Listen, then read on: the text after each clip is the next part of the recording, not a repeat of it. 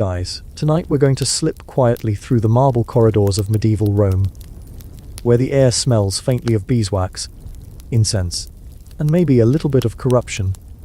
You can almost hear sandals scuffing across cold stone floors, monks muttering half-hearted prayers, and distant bells that sound less like holiness and more like a time card. The candles flicker, the gold gleams, and beneath the jeweled tiara of the Pope, the most powerful man in Christendom sometimes hides the most human of appetites. You probably won't survive this, not because of swords or plagues, but because history this juicy might keep you awake. So, before you get comfortable, take a moment to like the video and subscribe. But only if you genuinely enjoy what I do here. Drop your location and local time in the comments. Let's see who else is awake in the quiet corners of the world. Now, dim the lights. Maybe turn on a fan for that soft background hum. And let's ease into tonight's journey together. You're walking through a city that isn't really a city. It's more like a theatre that's been running the same show for centuries. The year is somewhere around the late 700s or early 800s, and Rome feels tired. Like an actor who forgot his lines halfway through the play, but keeps bowing anyway. The Western Roman Empire is gone, its grandeur reduced to crumbling columns and graffiti that says things like Carpe Diem, but in very bad Latin. And yet, the Bishop of Rome, the Pope, still stands. Not just stands, but glows, wrapped in silk and significance. The papacy, in theory, is the guardian of souls. In practice, it's a delicate balancing act between faith and the kind of politics that would make even modern senators blush. You imagine yourself gliding through the Lateran Palace, back when it was the papal residence before St. Peter's took the spotlight. The corridors smell like oil lamps and damp stone. Servants whisper in corners. Courtiers bow just enough to show respect, but not enough to ruin their fancy robes. Somewhere down the hall, the Pope is holding an audience. Not with angels, but with Frankish ambassadors sent by a tall, broad man named Charlemagne. Yes, that Charlemagne, the one who's basically Europe's dad. He's busy trying to rebuild order after centuries of chaos, and the Pope sees an opportunity. This is where the first great trick of papal power begins. The Pope will crown Charlemagne, Emperor of the Romans, on Christmas Day 800 CE. The symbolism is breathtaking. A broken empire resurrected by divine blessing. The reality, it's a clever power swap. The Pope gets political muscle, the Emperor gets holy legitimacy. Everyone wins, except maybe the taxpayers. A mainstream historical fact here, that coronation really did happen. And it created what would become known as the Holy Roman Empire. Neither holy, nor Roman, nor particularly empire-like, but a good branding move. As you drift through this scene, you start to sense something new humming beneath the marble floors. The papacy isn't just about faith anymore, it's about leverage. Every time the Pope lifts a hand to bless, someone else is calculating how much that gesture is worth. Historians still argue whether the early medieval popes genuinely believed they were saving souls or simply managing influence like accountants in cassocks. Maybe both. The line between divine duty and opportunism blurs easily when you sit on a throne said to speak for God. Outside, the streets of Rome twist like veins. Stray dogs, beggars, and sellers of relics jostle in the same space. A relic, by the way, could be anything. A saint's finger bone, a scrap of the true cross, or, according to one enterprising monk, a feather from the Archangel Gabriel's left wing. Quirky, sure, but relics paid bills. Pilgrims came from across Europe, wallets in hand, ready to buy a blessing. You wander further, past a fountain where moss grows thick, and you hear rumors of the donation of Constantine. A document supposedly proving that the Emperor Constantine once gave the Pope control of the Western Empire. Amazing, right? Only it was a fake. A well-crafted medieval forgery, written centuries after Constantine was dust. Yet for hundreds of years, it worked. Popes waved it like a divine property deed, saying, "See, even emperors bow to us." That forgery shaped policy, diplomacy, and wars. And when scholars finally exposed it as a fraud in the 1400s, the Vatican coughed politely and changed the subject. But we're still in the early Middle Ages for now. Imagine a city where holy processions march past decaying temples. The smell of incense competes with sewage. The faithful cross themselves as they step over puddles, half holy water, half mystery liquid. The Pope blesses the masses from his balcony, the gold of his vestments catching the dying sun. Inside, the papal household runs like a small government and a family business. Nephews, cousins, distant, clerical, brothers, in-law all find jobs. It's a convenient coincidence that nepotism literally comes from nepote, meaning nephew. The papacy invented the term before it was cool.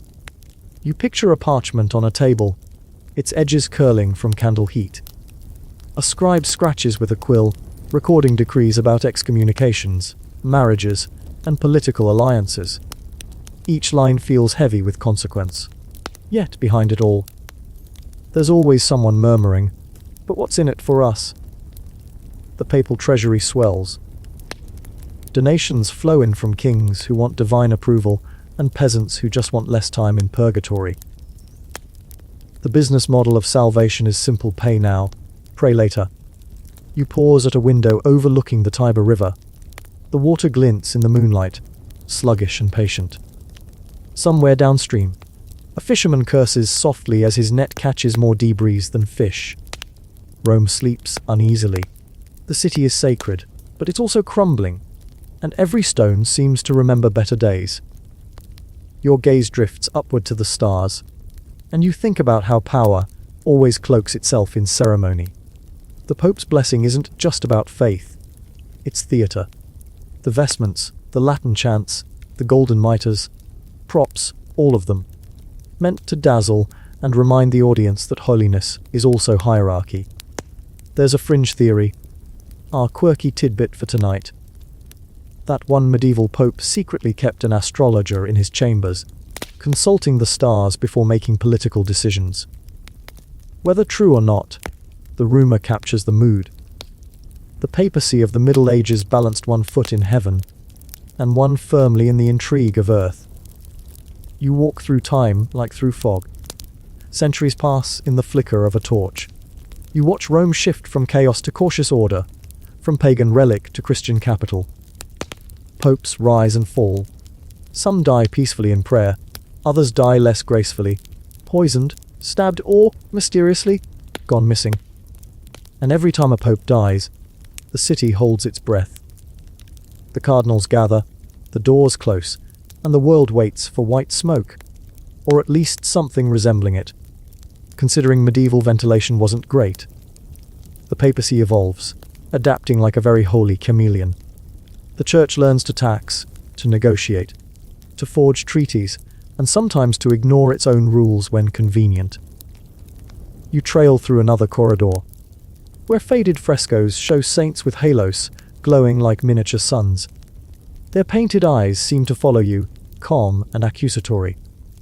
You wonder how many of those saints would have recognized their church centuries later, dripping with gold and whispers. At a turn, you glimpse an aging pope kneeling in private prayer. His shoulders sag. Maybe he truly believes. Maybe he's just tired. Faith and fatigue look the same in candlelight.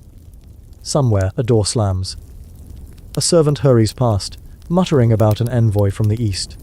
There's talk of a new emperor in Constantinople, of alliances, of the church splitting along cultural seams. Latin versus Greek, Rome versus Byzantium. The great divide is forming, slow as tectonic drift. You lean on a cool marble pillar and realize that even in holiness, there's geography. Politics doesn't stop at the cathedral gates, it echoes inside them. Outside, dawn creeps pale and reluctant over the rooftops. The bells begin again, heavy and solemn, calling the faithful to prayer. You imagine monks rubbing their eyes, mumbling psalms while secretly counting How many hours till breakfast?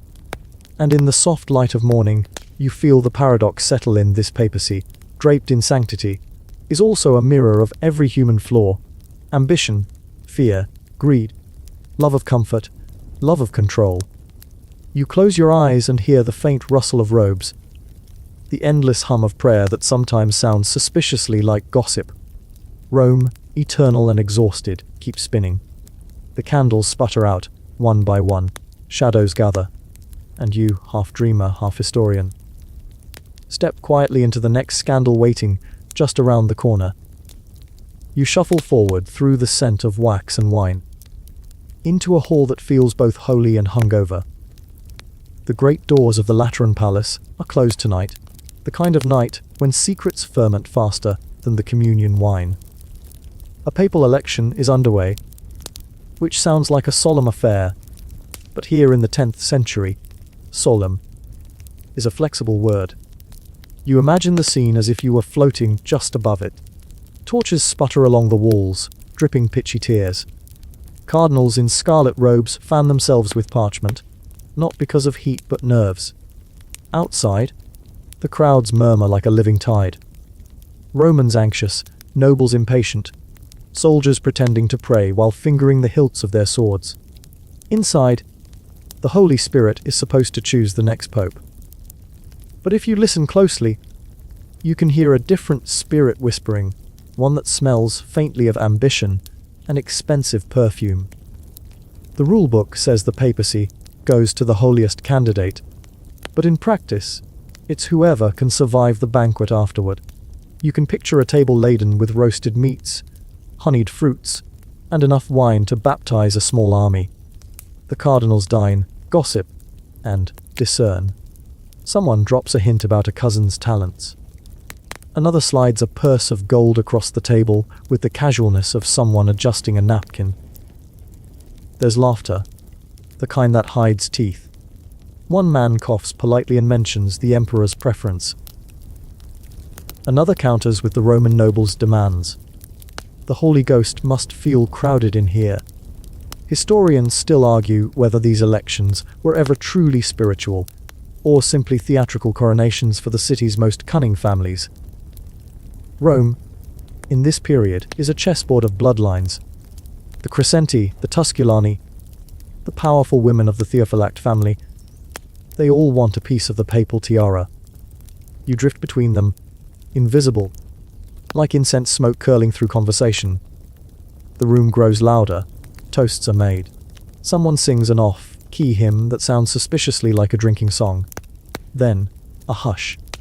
The most influential cardinal, round as the moon and twice as flushed, rises to speak. He praises one candidate's piety, another's generosity, and a third's natural leadership. That last phrase, you notice, tends to mean, has an army. Eventually, a name sticks. Always does. It floats above the murmurs like a bubble, fragile but irresistible. When the decision is made, everyone pretends to be surprised. The new pope is announced.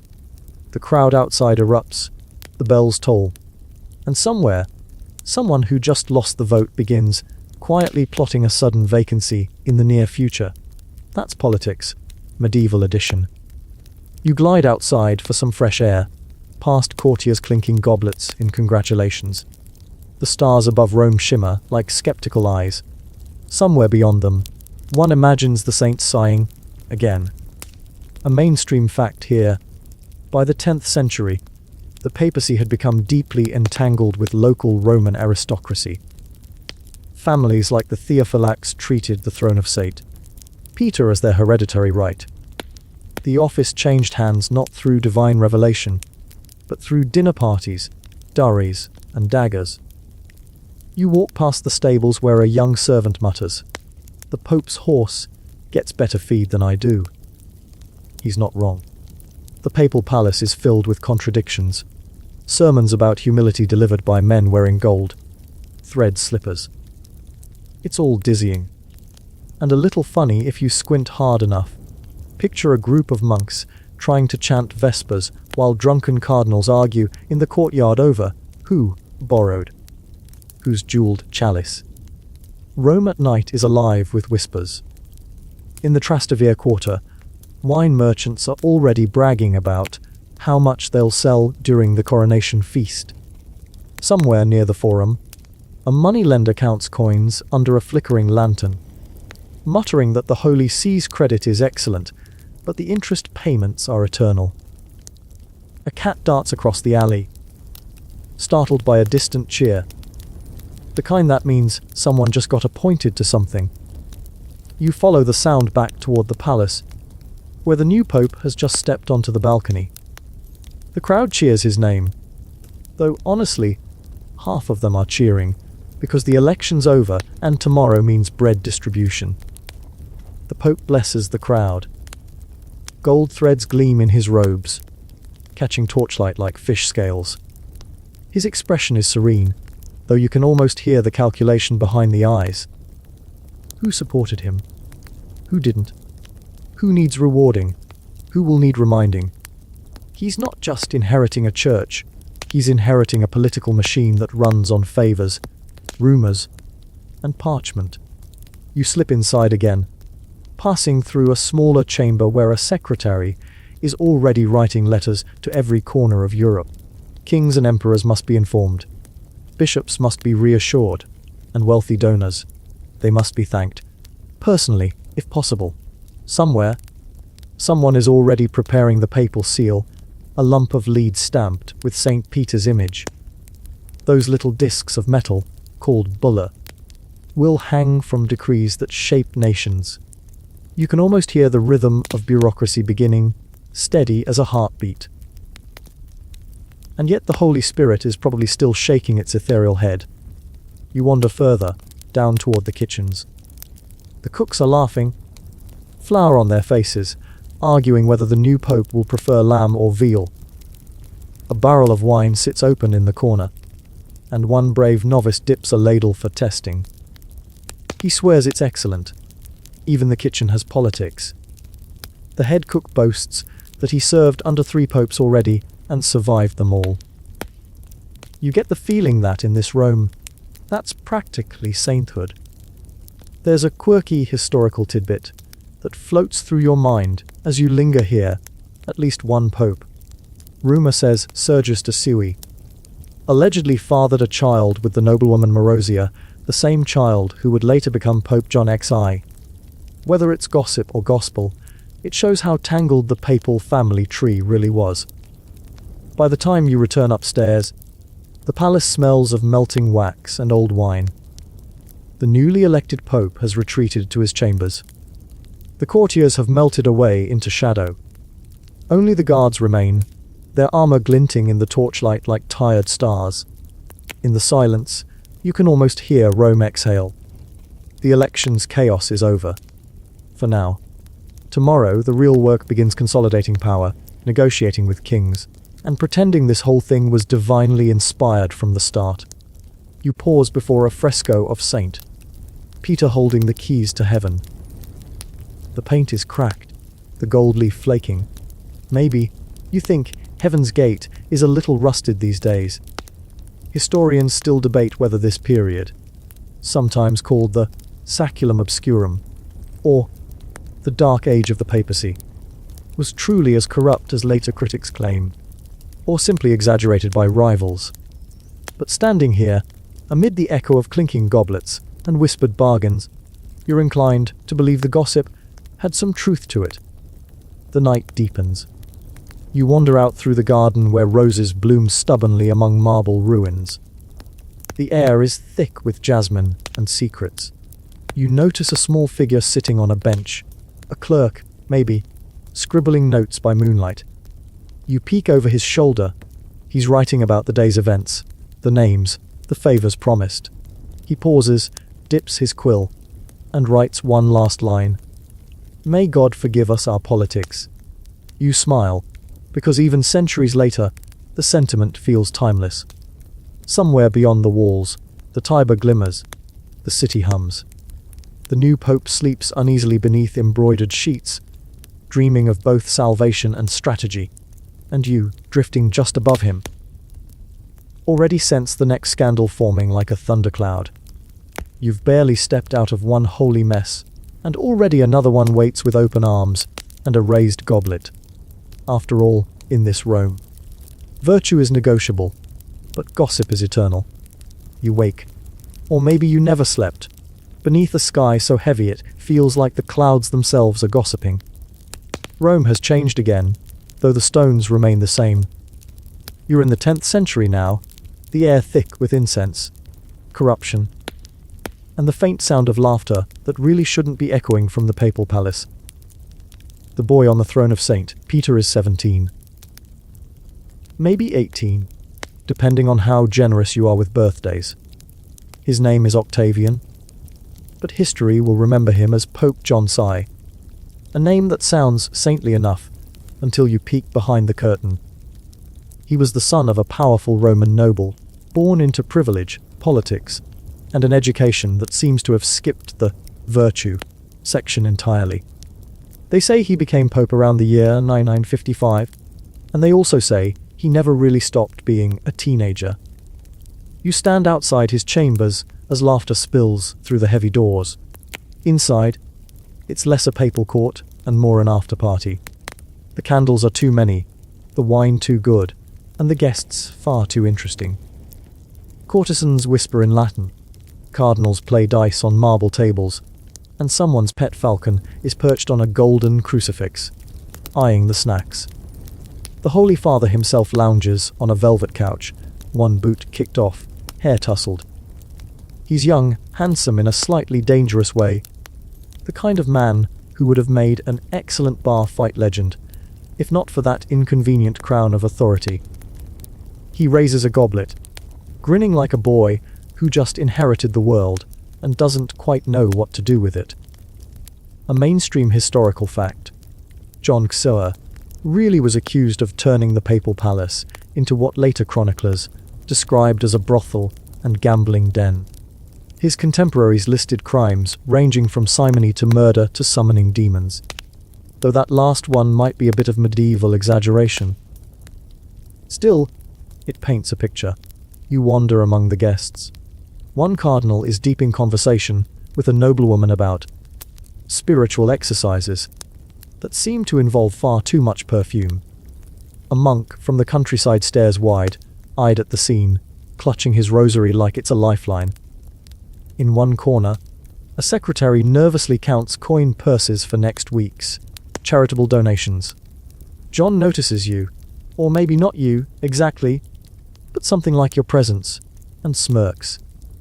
"We must keep the faith," he says, sloshing wine over the rim. "But surely God won't mind if we keep the fun too." Historians still argue whether John XI was a full-blown libertine or simply the victim of biased chroniclers who wanted to paint him as the devil incarnate. But you can't ignore the details that have survived: the hunting parties, the banquets, the alleged bribes to military allies, and the fact that he once crowned the German King Otto as emperor, and then immediately plotted against him. You drift closer to the balcony, where Rome glitters below like an exhausted jewel. Somewhere, a priest is leading midnight prayers in a crumbling church. Somewhere else, thieves are dividing loot under the same moon. The city mirrors its Pope magnificent, shameless, and a little lost. You find yourself thinking of how power warps youth. Imagine being 17, and suddenly the mouthpiece of God. Every decision you make is divine law. Every sin you commit is written down by historians with excellent memories. No wonder he spiraled. In another room, a servant hurries past carrying a tray of fruit. Grapes, figs, and something that might be an exotic delicacy or just a very confused pigeon. He mutters that the Holy Father is busy and disappears into the laughter again. You wander into the library, a quieter place filled with the smell of vellum and dust. The shelves lean slightly under the weight of theology, philosophy, and letters from emperors demanding explanations. One of those letters is open on a table, written by Otto I himself. The emperor is politely furious. He's just discovered that John has been corresponding with his enemies and may have promised to bless an uprising. Politics and papacy, always a dangerous mix. When Otto rides to Rome to discuss the matter, John Sai greets him with a smile that's all teeth and diplomacy. He anoints Otto as Emperor of the Romans, offers him peace, and swears eternal loyalty. Then, within weeks, he's plotting Otto's downfall. You can almost hear the ghost of Charlemagne groan. Eventually, Otto has enough. He storms back to Rome, deposes John, and installs a more respectable pope, Leo V. But John XC isn't done. Like any rebellious teenager, he stages a comeback, retaking the papal throne for a brief, chaotic encore. And then poof. He dies suddenly at 27. The official story says he was murdered by a jealous husband who caught him in flagrante delicto. Other accounts are gentler, maybe a stroke, maybe divine retribution, maybe karma tripping over its own sandals. The church quietly breathes again. Rome's noble families grumble. The palace is scrubbed, the dice are burned, and someone hangs a few extra crucifixes just to be safe. But the memory of that wild decade lingers like spilled wine on velvet. You sit by a window where dawn's light creeps in, catching on the dust motes. A priest walks by, shaking his head. It was a lesson, he murmurs, that even heaven's door can open to the wrong visitor. You smile. A lesson. Sure, but history has a terrible habit of retaking the same test over and over. There's a quirky tidbit from this era, completely true, that John XI supposedly toasted the devil during one of his feasts, challenging God to strike him down if he disapproved. If that's accurate, it might make John the first pope to combine theology with performance art. Still, not all of Rome is scandal. Step outside the palace, and you find simple devotion everywhere. In candlelit chapels, widows pray for lost sons. In narrow alleys, monks give bread to beggars. The faith survives not because of the men who wear the crown, but in spite of them. You follow the trail of those prayers, drifting through the city's hum. Children chase pigeons through the forum's ruins. Fishermen pull up their nets and bless the catch. A mother scolds her son for swearing by the saints. The sacred and the ordinary blend like water and wine. And as you walk, you can feel history turning again. Rome will bury its teenage pope and pretend it learned its lesson.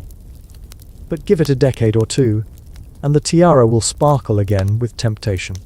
Because for every sinner in the Vatican, there's a saint outside sweeping the steps, and vice versa. You pause by the Tiber, its surface calm, deceptive. The water reflects the rising sun and the domes of churches, all gold and haloed. You think of how easily holiness and hubris coexist, like two sides of the same ancient coin. A fisherman nearby hums a hymn, off-key but heartfelt. You nod to him. He doesn't see you, but maybe he feels something. A breeze, a shiver, the faint awareness of being part of a story still being written. And you realize the papacy isn't one man, or even one city. It's a current flowing through centuries, sometimes pure, sometimes muddied, but always moving. Back in the palace, the servants begin cleaning up after another long night. The air still smells of perfume and candle smoke. The falcon stretches its wings and lets out a sharp cry, echoing through the marble halls like a warning no one hears. For now, the throne is empty again. But in Rome, that never lasts long. Someone, somewhere, is already whispering who's next. The candles have burned low again, dripping wax that pools like small lakes of forgotten promises. You wander onward through time, into a Rome that feels softer and yet more dangerous, where power no longer sits in the open halls of men, but behind silk curtains and whispered laughter. Tonight, you're in the company of two women whose names shimmer through history like perfume in candlelight. Theodora and Marozia, mother and daughter, both noblewomen, both masters of the invisible strings that move popes like marionettes. You might call them the true architects of the papal stage. You glide through their villa, somewhere near the Palatine Hill. The night air carries the scent of myrtle and olive smoke. Inside, servants move quietly, trained to vanish at the first raised eyebrow. The walls gleam with mosaics of saints, though the saints seem to be looking elsewhere, as if they know who really runs things here. Theodora is sitting at a carved wooden table, her fingers adorned with gold rings. She's older now, her beauty sharpened into something formidable. Her daughter Marozia lounges nearby, younger, but with the same eyes, sharp, assessing half amusement and half calculation. Rome is a city ruled by rumour, and the rumour is this for nearly half a century. The papacy has been their family business. And if that sounds scandalous, well, it was. A mainstream historical fact during the early 10th century. Chroniclers like Liutprand of Cremona accused Theodora and Marozia of manipulating the papal throne, selecting, seducing, and disposing of popes as they pleased. Whether all the tales are true, or just embroidered gossip, this was the era later dubbed the pornocracy, or rule of the harlots. You linger near the doorway listening. Marozia is laughing softly. "We made a fisherman's son into pope," she says, twirling a strand of hair around her finger. "Imagine what we could do with someone useful." Theodora smiles, not quite approving, not quite disapproving. "Useful," she repeats, as if tasting the word. "That depends on whether he can keep his vows and his mouth shut. They're not villains, not exactly. They're women surviving in a world that rarely allows them to rule openly." In the papal court, where power is draped in cassocks and Latin prayers, they've learned the language of influence, affection, alliance, and occasionally, a well-timed scandal. You drift closer to a window overlooking the city. Rome at night glows like embers, temples repurposed as churches, streets echoing with laughter, and somewhere in the distance, the bells of St. John Lateran calling out into the dark. Historians still argue whether Theodora's relationship with Pope John X was romantic, political, or a mix of both. He was said to be a man of ability, once Archbishop of Ravenna, chosen as, or perhaps persuaded, to take the papal throne by Theodora herself. Some chroniclers accused her of installing him because she loved him, others because she owned him. Either way, the church bowed, and Rome whispered. The papal throne gleamed, but it wobbled, always. When John X's papacy soared, too much independence, too many enemies, it was Marozia who acted. One night, soldiers loyal to her family broke into the Lateran palace.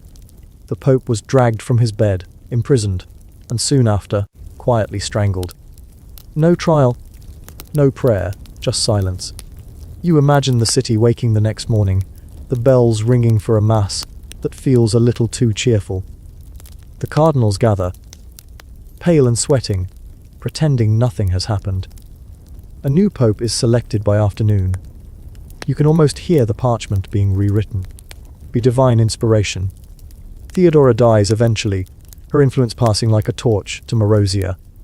And Marozia, oh, she's not done. Not even close. She arranges the election of her son as Pope John XI, which makes her, technically, the mother of a pope. Some call her the senatrix of Rome. Others, the woman who owns the keys to heaven. She smiles at both titles. It's easy to forget, as you drift through these golden halls, that outside them lies a city still recovering from centuries of decay. Farmers toil in dusty fields. Pilgrims trudge barefoot through the gates, clutching relics and hopes. But up here, where the marble floors gleam, salvation is just another currency. You catch a glimpse of a meeting in progress. Bishops and nobles debating land rights, while Marozia sits silently in the corner, listening. Every few minutes, she leans toward one of her allies, murmurs something, and the argument shifts direction, like a weather vane catching new wind. Power doesn't always shout. Sometimes it whispers. There's a quirky tidbit that survives from this era. It's said that Marozia once hosted a feast so extravagant that it required 10 separate kitchens. Working through the night, with live peacocks brought in from Sicily to adorn the tables. Whether true or not, it fits her legend. A woman who could make even the angels raise an eyebrow. But power, like wine, turns sour eventually. Her son John XI grows restless, too cautious for her liking. Rome itself grows tired of one family's shadow stretching over the altar. A rival noble faction rises. The Crescenti, ambitious and armed. There are riots. Betrayals, the kind of quiet violence that history books condense into a single polite sentence. Unrest followed. Marozia is captured. Some say she's imprisoned in the same fortress she once used to keep her enemies. Others say she's allowed to live out her days in exile, fading into the background like a ghost. You picture her sitting by a window in some distant villa, looking out over the olive groves. The power, the intrigue, the gall of it gone. But there's a faint smile on her lips, as if she knows she'll still be remembered. And she is. Centuries later, her name still drips with scandal, her story still retold in hushed tones between candlelit scholars.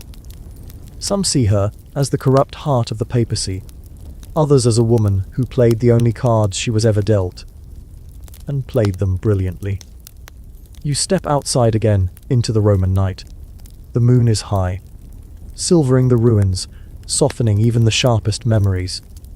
Somewhere a monk is copying scripture by candlelight, his handwriting neat, his heart pure, his awareness of politics blissfully non-existent. You smile, because while popes rise and fall, schemers whisper and die, the quiet faith of ordinary souls endures. The wind shifts. Bells toll faintly over the rooftops. You walk toward the sound, the night heavy with incense and ghosts. And as you pass under a dark archway, you think you hear a woman's voice, soft, amused, unrepentant. Whisper, "Men wear the crown, dear, but we decide who fits it." You drift onward through time again, slipping past dust and candles, into a cold January morning in Rome, 8097 AD. The air inside the Basilica of St. John Lateran feels wrong, thick, stale, charged. The crowd murmurs, their breath fogging in the chill. A trial is about to begin, except the defendant is dead. Literally. On the dais sits a throne draped in faded red silk. Upon it, slumped and grotesquely dressed in full papal vestments, is the rotting corpse of Pope Formosus. His skin is parchment, thin, his lips pulled into a ghastly half, smile by decay. Someone has propped him upright with cords, so he won't fall over during the proceedings. The trial is presided over by Pope Stephen VI, a man whose face looks like it's been carved from fury and paranoia. He paces before the dead pope, robes swishing, voice booming through the basilica.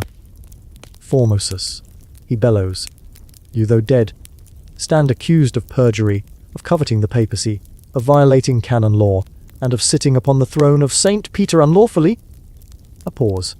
Silence. Only the sound of flies. Somewhere in the back, a monk coughs and then crosses himself quickly, as if apologizing to God for still being alive. You hover closer, fascinated and horrified. The corpse stares blankly forward, its eyes long since gone. In its place are hollow sockets that catch the candlelight like tiny wells of darkness. A deacon stands beside it, his job, to answer on the dead pope's behalf. "Do you deny these charges?" Stephen demands. The deacon trembles, glances at the corpse, and croaks, "He does not deny them, Your Holiness." And that's that. The Cadaver Synod, historians call it, the most infamous courtroom farce in papal history. A grotesque mix of vengeance, politics, and madness. You float through the crowd as Stephen continues to rant, spittle flying, his words half curse and half confession. Formosus, in life, had been a controversial pope. He'd supported the wrong noble families, backed the wrong claimant to the Holy Roman Empire. After his death, his enemies, chief among them Stephen VI, decided that wasn't enough. They needed him humiliated. So here he sits, long past the point of defense, still being punished. It's macabre, yes, but also deeply human in its absurdity. You can almost feel history laughing softly in the rafters. When the trial concludes, the verdict is predictable: guilty of everything. Stephen orders Formosus papacy nullified, all his decrees invalid, his ordination stripped from memory. The very fingers he used to bless the faithful, 3 of them, are cut off, one by one, with a ceremonial knife. Then, as if insults still weren't enough, the corpse is dragged through the streets and tossed into the Tiber River. The crowd murmurs prayers, some horrified, some thrilled. The stench of decay mixes with incense and candle smoke. Rome, as ever, finds beauty and madness intertwined. And then something odd happens. Days later, the story spreads: the corpse of Formosus has washed ashore downstream, caught in the reeds. Pilgrims claim miracles near the spot. The dead pope, they whisper, has not forgotten. Superstition turns to panic. Stephen VI's enemies use the rumor as a weapon. Within months, riots explode in Rome. The people turn on him. The same city that cheered his trial now drags him from his palace, throws him into a dungeon, and strangles him in the dark. The cycle completes itself: sin, punishment, decay, and silence. You hover over the city again, watching the river glimmer under moonlight. Somewhere below, the Tiber rolls on, patient and indifferent, carrying away all the holy bones it's ever been given. For centuries afterward, the cadaver synod remains an uncomfortable joke in church history, a symbol of how even the most sacred office can twist into farce when power outweighs faith. And as you drift, the absurdity turns strangely peaceful. The voices fade, the candles gutter, the basilica dissolves into shadow. Only the faint echo of the verdict lingers, like a lullaby from the edge of reason. Guilty, guilty, guilty. You exhale, slow and even. The world feels heavier now, and yet distant, as if history itself is pulling the blanket higher around your shoulders. Outside, a soft rain begins to fall on ancient stones. Rome sleeps, and somewhere, perhaps beneath a church, perhaps in the river, the bones of Formosus lie quiet at last. You float further along the timeline, gliding past the 9th century's chaos into a Europe that's beginning to rebuild itself. Stone by stone, coin by coin, sin by sin. The papacy, scarred but alive, starts hoarding relics and donations like a dragon gathering shiny trinkets. You drift above dusty monasteries, tucked between rolling hills, their bell towers cutting through the mist like fingers reaching for heaven. The monks below hum their prayers, their voices soft and steady. But don't let that calm rhythm fool you. Behind those closed wooden doors, there's plenty of scheming. You land softly inside one such abbey. Cluny, in Burgundy. The air smells of wax, bread and ink. A monk, eyes half shut in fatigue, is writing down donations from noble families' vineyards, gold, entire villages. Each new gift buys salvation points like a medieval version of a frequent flyer program. You hear him whisper, "For the remission of sins." As he scribbles, he's not thinking of heaven. He's thinking of roofing repairs. By the year 1000, the church has become Europe's richest landlord. Some historians say that by the 11th century, it owned nearly a third of all land in Western Europe. That's right, 1 in 3 hills, fields, and farms were technically under divine management. And yet, the monks still pretend to be poor. That's the trick, really. Poverty as performance. While peasants kneel to beg blessings, the abbots are quietly investing in ironworks, salt mines, and vineyards. Somewhere between prayer and bookkeeping, holiness meets profit margin. You drift past another abbey, this one darker. Its walls are streaked with soot from candles that never go out. Inside, the brothers are busy, not praying, but guarding something. A relic. A tooth, they say, from St. John the Baptist. You squint. It looks suspiciously like a boar's tusk polished smooth. Relics are the medieval world's NFTs. Unique, priceless, depending on who's buying, and often completely fake. But people believe. Pilgrims trudge hundreds of miles, barefoot, to kneel before them. They drop coins into boxes, whisper prayers, and walk away lighter, spiritually and financially. The monks count the offerings after Vespers. The coins clink softly, echoing against the stone. That's when you notice the guards at the door. Yes, monks, men sworn to peace, are flanked by mercenaries in chainmail. Their swords flash whenever someone gets too close to the collection plate. Money and murder, it turns out, mix easily when both are sanctified. Some abbeys, like Monte Cassino or Cluny, become near independent kingdoms. Their abbots dine with kings, advise popes, and quietly fund crusades. Historians still argue whether these orders preserved faith, or just perfected medieval capitalism. You drift into a scriptorium. The hum of quills scratching parchment fills the air. Monks bend over manuscripts, copying prayers and illuminated texts. It looks serene, until you glance at the margins, where one has doodled a tiny cartoon of the abbot as a pig. The rebellion of the board. Even holiness gets dull after a while. Outside, a bell tolls. Somewhere down the hill, a peasant's cow has wandered onto monastery land again. The abbot orders a fine. The man protests, swearing he didn't know where the boundary lay. The monk beside you sighs. "We measure sin in acres now," he mutters. You drift from monastery to monastery, each one richer, taller, more fortified than the last. Some have moats. Some have wine cellars so vast that their monks must test daily, for purity. That's one way to stay devout. And yet, amid the hypocrisy, something real survives. You find it in a quiet cloister, under a fig tree, where an old monk tends a garden. His hands are cracked, his robe patched. When he prays, it sounds like breathing. He's the other side of the story. The ones who stayed humble, who fed travelers, copied books, taught children, healed the sick. But even he isn't safe. One night, raiders descend, a band of knights from a nearby fiefdom, hungry for treasure. They tear through the abbey, torching scrolls, looting the altar.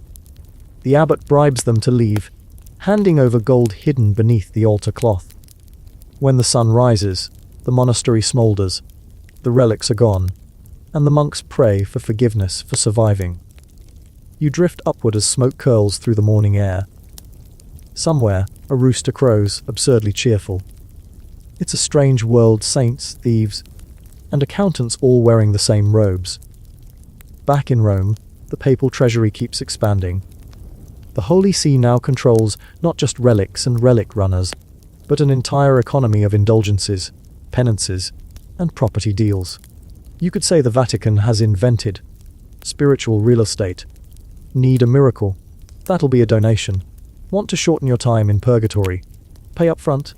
One pope, John XX, even tries to sell the title of Patriarch of Constantinople, an act so brazen it sparks outrage across Christendom. When confronted, he claims he was merely testing the bidder's faith. Clever. Historians still argue whether he meant it. But the tone is set. Money, holiness, and hypocrisy blend into one glittering whole. You drift over the Alps into Germany, where reformers begin whispering about simony, the selling of sacred offices. They want to cleanse the church, strip away the gold, return to purity. But by now, corruption runs deep in the mortar of every cathedral. Still, there's a kind of beauty in the mess. In the candlelight on gold chalices, in the echo of choirs that don't know their benefactors are murderers, in the smell of parchment and wax and slow burning incense that hides the scent of ambition. You hover in a dark church. A monk kneels before a jeweled crucifix. He whispers, "Forgive us, Lord, for what we've built in your name." The candle beside him flickers once, twice, and goes out. You exhale. The silence that follows is thick but strangely comforting, because even in its darkest hours, history keeps breathing.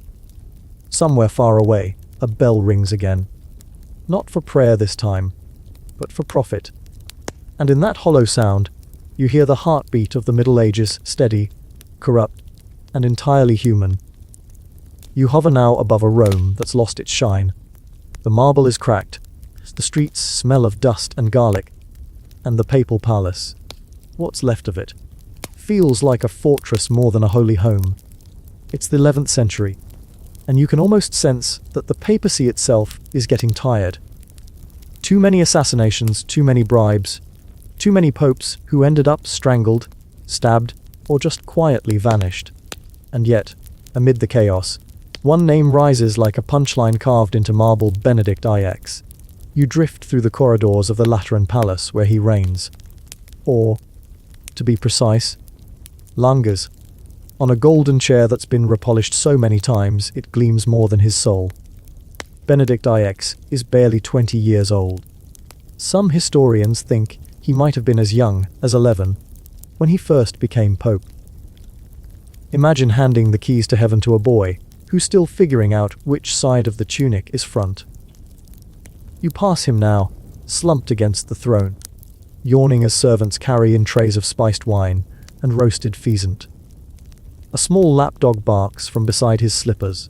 You can almost smell the incense failing to cover the scent of perfume and indulgence. Benedict was the nephew of 2 previous popes. That's how you got promoted in this century, divine right mixed with nepotism. His family, the powerful counts of Tusculum, had a monopoly on holy power, and Rome was their board game. They made him pope because it looked good. He stayed pope because no one dared stop him. For a while. As you drift closer, you hear gossip swirling in the corridors, scandalous whispers of parties in the Lateran gardens, of hunting trips that lasted weeks, of gifts given to cardinals in the form of gold, horses, or favour. One chronicler, bless his exhausted quill, wrote that Benedict led a life so shameful, so foul, so execrable, that I shudder to mention it. That's medieval scribe language for you wouldn't believe this guy. Rumors spread that he blessed swords used for duels, dabbled in black magic, and sold church offices like concert tickets. You picture him now, strolling through Rome with a half-smile, tossing coins to children like some unholy celebrity. And yet, he wasn't stupid. He knew the papacy was a prize and prizes could be traded. So, one day in 1045, bored and maybe hungover, Benedict decides he doesn't want to be pope anymore. He sells it. Yes, you heard that right. He literally sells the papacy.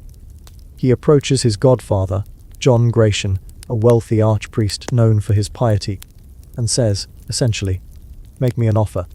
Gratian hesitates, then pays him a gift of silver. In exchange, Benedict resigns and strolls off into history as the first man to auction off the throne of St. Peter. John Gratian becomes Pope Gregory VI, probably feeling relieved and slightly confused. You can imagine the awkward ceremony, one man blessing the other, while counting coins in his sleeve. Historians still argue whether Benedict's resignation was legal, moral, or just absurd. But the people of Rome, they're tired of it all. The city's spiritual authority has turned into a rotating door of family feuds and cash transactions. For a brief moment, it seems like peace might return. Then, Benedict comes back. Apparently, he regrets selling the papacy. Maybe he missed the attention. Maybe he just spent all the silver. Whatever the reason, he storms back into Rome with his private army, kicks Gregory VI out of the palace, and reclaims the papal throne again. A few months later, he's driven out again by German troops under Emperor Henry II, who has decided the entire city has lost its mind. Henry installs his own pope, Clement II, to clean up the mess. And then, because history loves repetition, Clement dies mysteriously after only 10 months. Rumors of poison swirl like incense smoke. Who steps in to, temporarily, fill the vacancy? You guessed it, Benedict IX. For the third time. At this point, the papacy resembles a medieval farce performed for exhausted saints. Benedict reigns briefly again, loses power again, and finally fades into exile. Banished, excommunicated and broke. No one knows exactly how he dies. Some say in a monastery repenting. Others say quietly murdered by rivals. Either way, His name becomes shorthand for corruption, so pure it almost feels artful. You drift over the city now, Rome stretched beneath you, still breathing, still scheming. The people below whisper that the papal chair must be cursed. And maybe they're right. Because after Benedict X, every pope who follows seems just a little more cautious. They reform laws, tighten election rules, demand oaths of chastity and poverty that no one fully keeps.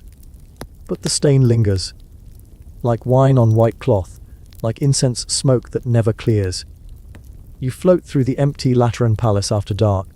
The echo of footsteps, his footsteps, still seem to linger. The walls remember laughter, arguments, and the soft clink of coins changing hands. A flicker of candlelight dances across a cracked fresco of Christ. The paint has flaked, the face faded, but the eyes still watch, steady, unamused. And you, floating there in the silence, realize that history's greatest scandals aren't always about violence. Sometimes, they're about indifference. The quiet selling of sacred things to whoever's willing to pay. Somewhere outside, a nightingale sings in the ruins. Rome sleeps again, dreaming of saints and sinners alike. You can almost hear the wind whisper once. A pope ran away and sold heaven on a Tuesday. You glide forward through time again, the centuries softening beneath you like parchment worn thin by too many fingers. Rome fades below, its towers stunted and its stones weary. Northward, you drift over the Alps, across the green folds of France, until the air smells sweet again, of lavender, vineyard dust, and sun-warmed stone. Welcome to Avignon, the city where popes traded marble ruins for manicured gardens and gold ceilings. It's 1309. And Pope Clement V has just made the boldest relocation in church history. You can picture the cardinals packing up like reluctant travelers. Scrolls, relics, jeweled chalices, crates of wine, even the papal cats. Rome, with its riots and broken aqueducts, felt unsafe. Avignon promises calm, order, and better wine. As you float over the Roccani River, the new papal palace rises like a honey-colored fortress, half monastery, half luxury resort. Inside, scribes shuffle papers under painted ceilings, ambassadors whisper behind tapestries, and cooks test sauces in copper pots. You glide through the corridors. Every room glows. Candles set in crystal reflect off gold leaf, and the smell of lavender oil clings to the walls. You can't tell if it's holiness or perfume, but it's soothing either way. Clement V sits at his desk, wary eyes hidden behind a halo of candlelight. He signs letters that will move entire armies and condemn entire cities. He's a cautious man, molded by politics. The French crown, especially King Philip IV, pulls most of his strings. You drift closer, watching ink bloom across parchment. The Pope's quill trembles slightly. He knows he's walking a tightrope. Just a few years earlier, Philip had humiliated the last independent pope, Boniface V, even sending soldiers to beat him in his own chambers. Now Clement keeps the king happy. Historians still argue whether he was wise or merely afraid. Your gaze follows a servant carrying sealed letters, royal requests, tax orders, indulgence grants. The church's move to Avignon turns papal finances into a bureaucracy that would make any modern accountant blush. Every blessing, every appointment, every tiny sin now has a price chart. Some clerks joke that salvation is being indexed. You can almost hear a medieval Excel spreadsheet humming in the background.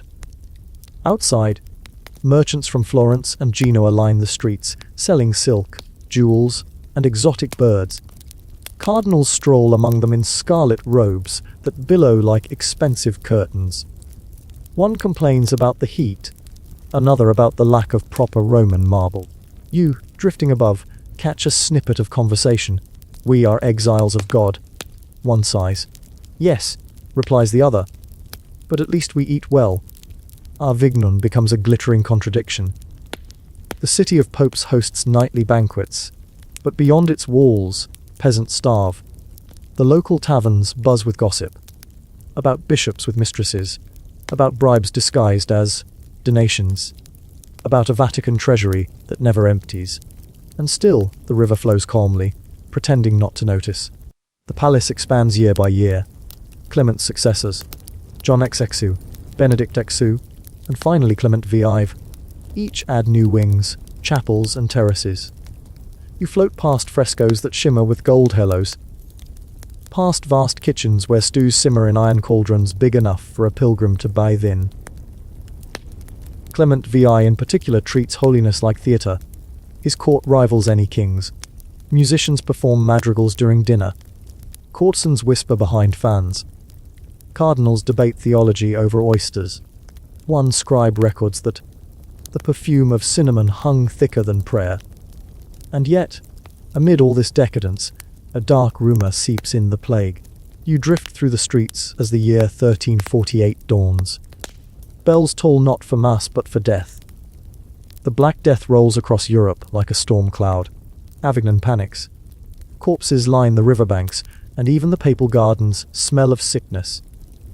But here's your quirky tidbit: Clement VI, terrified yet practical, orders huge fires of aromatic herbs to burn day and night around the palace, believing the smoke will ward off infection. Lavender, sage, rosemary, an apothecary's dream.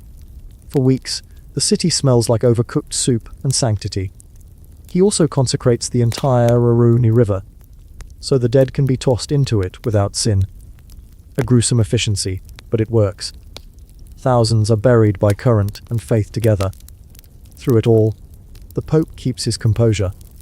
He blesses the sick from behind closed shutters, eats his meals alone, and tells his secretaries, "If I die, you'll have to find God in Avignon's air." You can almost feel him exhale. Outside, the plague eventually retreats, leaving a quieter, emptier city. But the papacy doesn't return to Rome. Not yet. The palace keeps thriving, more powerful and more resented. Critics across Europe call it the Babylonian captivity of the Church, comparing Avignon to the Jews' exile in Babylon. Historians still argued whether that's fair. Some see it as a period of administrative reform, others as the moment the papacy traded its soul for comfort. You wander the palace gardens at dusk. Cardinals pace among cypress trees, counting coins in rosary, like rhythm. A fountain splashes nearby, its water tinted red by sunset. Somewhere, a monk sings a hymn that drifts upward, fragile as silk. Avignon glows. Rome soaks. Europe waits. When at last, in 1377, Pope Gregory XI decides to move back to Rome, the journey feels less like a triumph and more like an apology. You hover above his ship as it sails down the coast, the Mediterranean calm and glassy.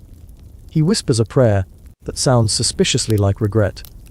Behind him, the papal palace of Avignon stands silent, its windows dark, its walls golden in the last light. The lavender still sways in the breeze, fragrant and forgiving. As night falls, you float higher. The Raoni glitters like a long silver scar through the valley. The air hums with crickets and faint bells. The popes may leave, but the scent of wealth, fear, and incense will linger here for centuries. You smile faintly in the quiet. History, it seems, always leaves a perfume behind.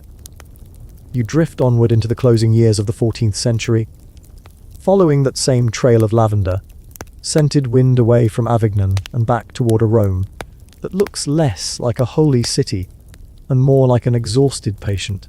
The walls are cracked, the streets are half empty, cats rule the forum. When Pope Gregory XI returns in 1377, you watch him ride in under a banner that says "Welcome home, Holy Father," though the folly looks freshly painted over the word finally. He's been gone 70 years. Rome doesn't even know what a pope looks like anymore. Within months, Gregory dies, and suddenly, Europe faces a problem so absurd that it might just be divine comedy. You hover above the conclave that follows, where the College of Cardinals gathers in Rome to choose his successor. Outside, angry Romans shout through the windows, "A Roman Pope, or death." Their patience for French popes has long since expired. Inside, the cardinals sweat through their robes, Terrified and outnumbered, they vote fast. Too fast, and elect an Italian urban VI. At first, everyone cheers. Urban's stern, disciplined. The kind of man who eats sermons for breakfast. But within weeks, his temper turns legendary. He screams at cardinals, calls them lazy, accuses them of greed, which, to be fair, isn't entirely wrong, and threatens to reform everything that makes their lives comfortable. The cardinals begin to regret their decision almost immediately. You drift over to their secret meeting in the port town of Anagni. The doors are closed, the air thick with fear and French wine. "He's insane," one hisses. "We were coerced," says another. "The election's invalid." They vote again and choose a new Pope, Clement VII, who promptly moves back to Avignon. And just like that, the Catholic Church splits in two. You can feel the tension ripple across Europe, like a rope being pulled from both ends. Two popes, two courts, two sets of taxes, two sets of blessings. Theologians invent polite terms. The Great Schism, but it's really just an ecclesiastical custody battle. From 1378 onward, the faithful have to pick sides. You drift above the continent watching the division spread like a slow-motion earthquake. France, Scotland, and Spain support Avignon. England, the Holy Roman Empire, and most of Italy stand with Rome. Families pray to different popes at dinner. Armies march under different banners, both claiming divine favor. At times, the confusion becomes comical. Pilgrims arrive in Rome for indulgences, only to be told their papers are invalid in France. Bishops refuse to recognize each other's appointments. Even saints, in training, start to panic. Which heaven am I supposed to aim for? One monk writes in his journal. You imagine him lying awake, staring at his wooden ceiling, wondering if God keeps two inboxes now. Back in Avignon, Clement VII reigns like a king in exile. You pass him as he dines under painted ceilings, whispering to advisors. The French crown supports him, of course. Having its own pope nearby is very convenient. Meanwhile, Urban VI in Rome wages war, literally, against the cardinals who abandoned him. He fortifies the city, hires mercenaries, and even has several bishops tortured for plotting against him. A papal torture chamber. Now that's a branding issue. But the madness doesn't stop there. After Urban dies, both sides elect successors. So now you've got two papal family trees growing at once, twisting around each other like ivy on an ancient wall. By 1400, most Christians have stopped trying to keep track. They just pray and hope at least one of the popes hears them. The schism also creates one of your quirky little historical gems, double jubilees. In 1390, Rome announces a holy year of indulgences. Avignon promptly declares its own holy year. Same offer, better weather. Pilgrims have to choose which passport to stamp for eternity. The rivalry bleeds into art, architecture, even music. Choirs sing slightly different versions of the same hymns, arguing over phrasing. Historians still argue whether this period slowed Europe's spiritual growth or secretly encouraged it. After all, competition does improve quality control. You drift over Paris, where scholars debate endlessly which pope is legitimate. In the Sorbonne's candlelit halls, professors of theology nearly come to blows over syntax. The entire mess feels like a celestial group project gone horribly wrong. Then, finally, someone says, enough. In 1409, a group of cardinals from both camps meet in Pisa to solve the problem once and for all. You hover above the council chamber, where heated words bounce off frescoed walls. After days of argument, they make a bold decision, depose both popes and elect a new one. Alexander V. Triumph! Peace, unity. Except neither the Roman nor the Avignon pope steps down. So now count carefully. You have 3 popes. You almost laugh out loud. But the air in Pisa feels too heavy for humor. The faithful don't know whom to trust. The church's authority dissolves like parchment in rain. Even devout monarchs start shrugging. Maybe, whispers one courtier, God's on vacation. But out of this absurdity, new voices rise.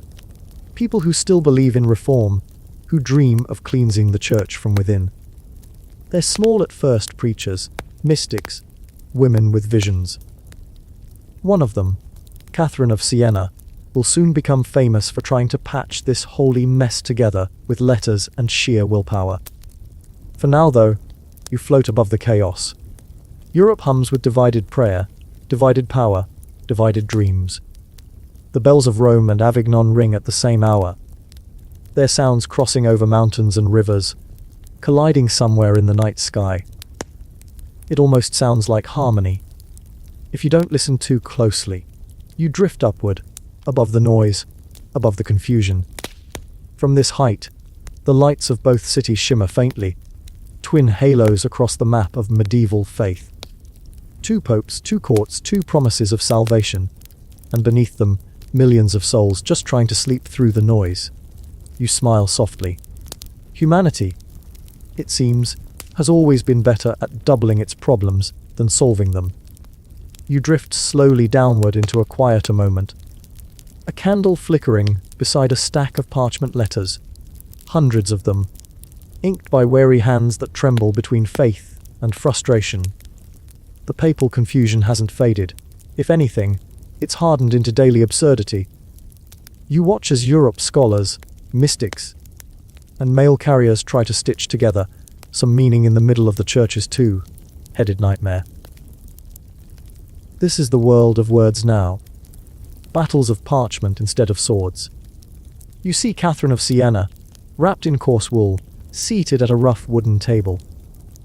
Her candle gutters against the draught, but her writing hand never stops. The wax drips down the side, like a slow countdown. You hover over her shoulder as she scratches the words, "Return, sweet Christ on earth, to the place that belongs to you." She's writing to the Pope, Gregory XI first, then Urban VI, pleading, ordering, praying, all at once. Catherine's no nun tucked away from the world. She's a laywoman, a mystic, and somehow, through sheer force of personality, an advisor to kings and clergy alike. You imagine her letters flying across Europe, carried by nervous riders through mud, storms, and border checkpoints, crossing between rival papal zones. Every courier risks being arrested, or worse, charged with heresy, for delivering mail to the wrong pope. Still, the letters move. They are filled with fiery love and brutal honesty. She scolds, comforts, and flat out commands the leaders of her age, calling them to repentance like a bossy older sister. One of her more famous notes includes a line that sounds suspiciously modern. "Be the man God intended you to be." You can almost picture it on an inspirational poster, minus the parchment stains. Catherine's mystic authority grows with every letter, every vision. She claims to have experienced spiritual marriage to Christ, an image both beautiful and baffling to her contemporaries. Historians still argue whether her visions were ecstatic experiences or psychological episodes, but what's certain is that her passion moves even hardened clerics. Meanwhile, across Europe, others take a less mystical approach. In Prague, a young preacher named Jan Hus reads scripture aloud in Czech rather than Latin, a radical idea. The crowd listens, wide-eyed, understanding for once what's being said from the pulpit. You can almost feel the church hierarchy twitch in alarm from hundreds of miles away. Hus preaches reform, simplicity, truth over pomp. The church should resemble Christ, he says, not Caesar. You imagine him smiling faintly, knowing that line alone could get him burned. The ripple continues in England. John Wycliffe, an Oxford scholar, sits bent over a manuscript, his quill whispering through the hours. He translates the Bible into English, the first full version known. Each verse gleams like contraband light, past hand, to hand through towns and taverns. People who could never read Latin now hear the words in their own tongue. It's revolutionary. It's dangerous. Rome, well, one of the Romes, declares Wycliffe a heretic, but his ideas refuse to die. They spread underground. whispered over loaves of bread and tankards of oil. You float above this growing web of dissent. Letters and prayers crossing the continent like fireflies. By the early 1400s, everyone's exhausted by the schism. 3 popes, none of them giving ground, all insisting they're the only one with the keys to heaven. The common people don't know whom to trust. Some towns simply pick the pope, whose envoy arrives first. The way children pick teams for a game they no longer enjoy. It's in this atmosphere that another great council is called, this time at Constance. You hover above the winding roads leading to the lakeside town, watching bishops, envoys, monks, merchants, and a suspicious number of cooks arrive in a steady stream. The Council of Constance will try to end the madness once and for all. But you'll get there soon. For now, you linger in the inn, between years, the hum of paper and whispers. In convents, mystics record visions of apocalypse. They describe angels carrying balance scales, weighing the sins of popes and princes alike. In monasteries, monks debate whether the Antichrist might already be living, possibly disguised as one of the popes. In marketplaces, rumors bloom like mold. That one pope keeps a pet lion. That another has a hidden mistress who wears a papal tiara during dinner. That both have cursed each other with unholy Latin. You grin. People haven't changed much in 700 years. Scandal always spreads faster than theology. A quirky tidbit floats into your thoughts. To track the legitimacy of decrees, towns began dating their documents not by year, but by which pope they recognized at that moment. So a legal contract might read, signed in the year of our Lord, under Pope Clement Dele or Urban, depending on your conscience. It's history's first recorded case of bureaucratic double booking. Through all of this, Catherine of Siena continues her mission until her death in 1380. Afterward, her followers preserve her letters like relics, reading them aloud in the stillness of the night. Her words glow even now, centuries later, as a rare example of love that managed to sound like defiance. Time passes. The schism drags on, but you can sense a shift in the air. Ordinary people are no longer content to wait for popes to solve things. They're writing, preaching, translating, imagining a church closer to their hearts. Somewhere in the Alps, a scribe pauses mid-copy, dips his pen, and mutters, "Perhaps God enjoys a little chaos." You can't help but agree. The stars above seem to twinkle in gentle sarcasm. Tiny, celestial eye rolls. The world grows restless beneath them. And as you drift over the sleepy rooftops of Europe, the parchment winds scatter one last letter into your hand. Its seal is broken, its ink faded, but the message still breathes softly. Do not be afraid to wake the world with truth. You tuck it away as you float toward Constance, where the next act of this strange play is about to begin. The roads are muddy, the taverns loud, and the inns overpriced. But there's an electric hope here too. A sense that maybe, just maybe, someone will finally untangle this divine knot. The bells begin to toll. Pilgrims kneel in the frost. The council doors are opening. You glide closer, heart slow, breath steady. The night air smells like ink, candle smoke, and expectation. The bells of Constance still ring in your ears as you drift into the city itself. A swirl of banners, languages, and prayers colliding in the winter air. The Council of Constance, 1414 to 1480, 4 years of talking, plotting, feasting, and occasionally remembering to pray. If bureaucracy could snore, this would be its lullaby. You float above the rooftops and see the lake glittering below, a mirror for all this human drama.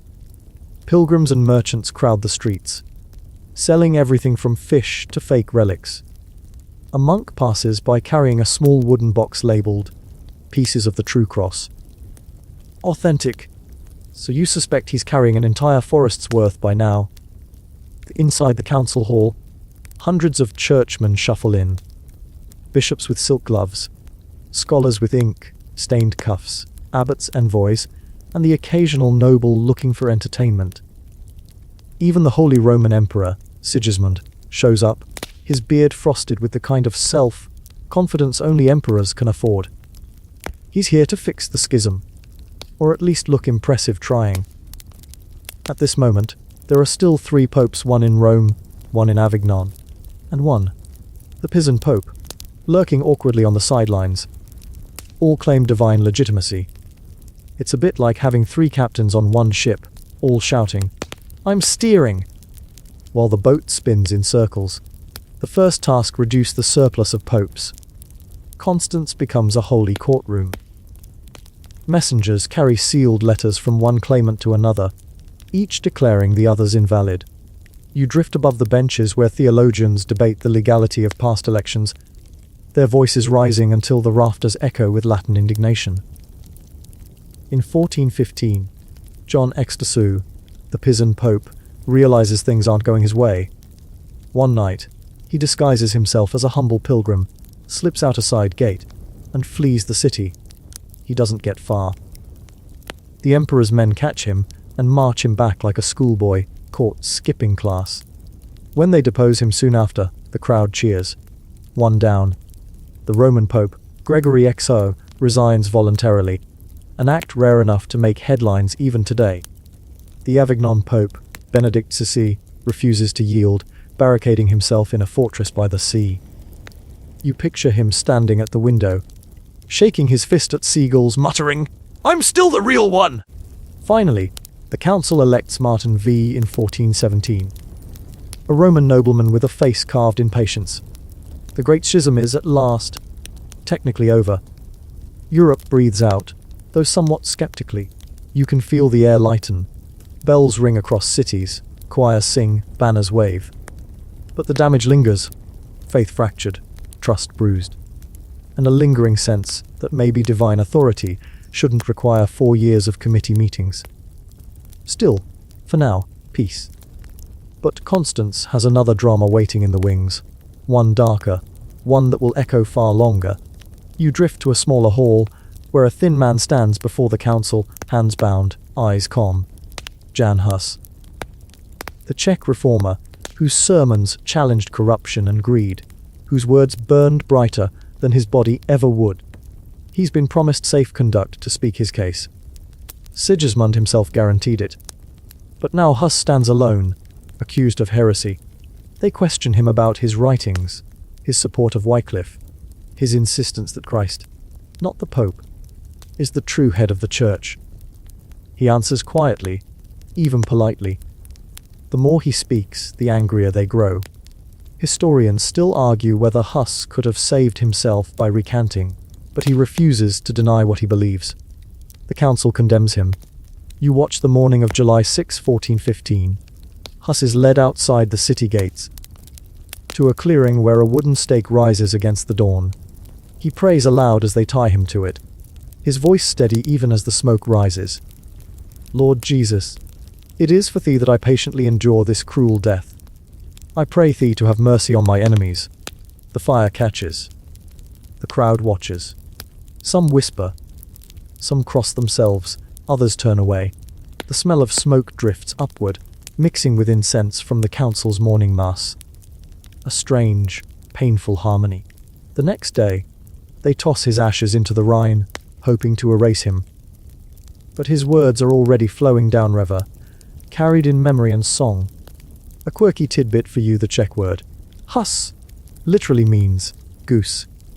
Before his death, Jan Hus supposedly said, "Today you will roast a goose, but in 100 years, a swan will arise you cannot silence." A century later, Martin Luther would reference that prophecy, calling himself the swan. Coincidence? Historians still argue whether it's poetic myth or divine foreshadowing. Either way, you can't help but smile at the irony. Back inside Constance, life goes on. Diplomats feast on spiced fish and almond cakes. Musicians play soft airs. Secretaries copy decrees until their wrists ache. It's history's strange talent, to mix triumph and tragedy in the same breath. And when at last the council disperses in 1418, the lake lies quiet, reflecting the grey sky. You hover above it, watching the ripples fade, as if the water itself is trying to forget. But the memory doesn't fade. It seeps into Europe's soil, into every parish and monastery. The schism may be over, but faith has changed shape. People have seen too much, questioned too deeply. The church has survived, yes, but the cracks are still there, faint lines under the paint. As you drift away from Constance, the wind carries a whisper: reform, reform, reform. You can almost hear the presses warming up, the preachers sharpening their tongues, the world shifting on the edge of something vast. For now, though, the night settles again. The bells fall silent. The stars resume their patient glow. You glide north, toward the glitter of Florence, the hum of art and money, and scandal waiting just beyond the next bend of time. And beneath the starlight, you can't shake the image of a goose, wings charred but spirit unbroken, flying quietly into legend. You drift over rolling hills and marble cities, the century turning from shadow to sunlight. The smoke of burned sermons gives way to the shimmer of frescoes.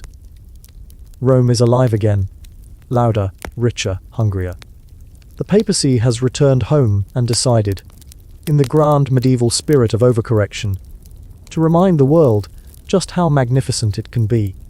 The city hums with construction. Hammers ring, scaffolds creak, and artists argue over shades of gold leaf. The Renaissance is blooming like an overwatered rose, and the popes, newly secure on their thrones, decide beauty might just be the best public relations campaign ever devised. You drift down into the Vatican Palace, where corridors are lined not with humble monks, but with painters, architects, and poets. The air smells of plaster dust and oil pigment instead of incense.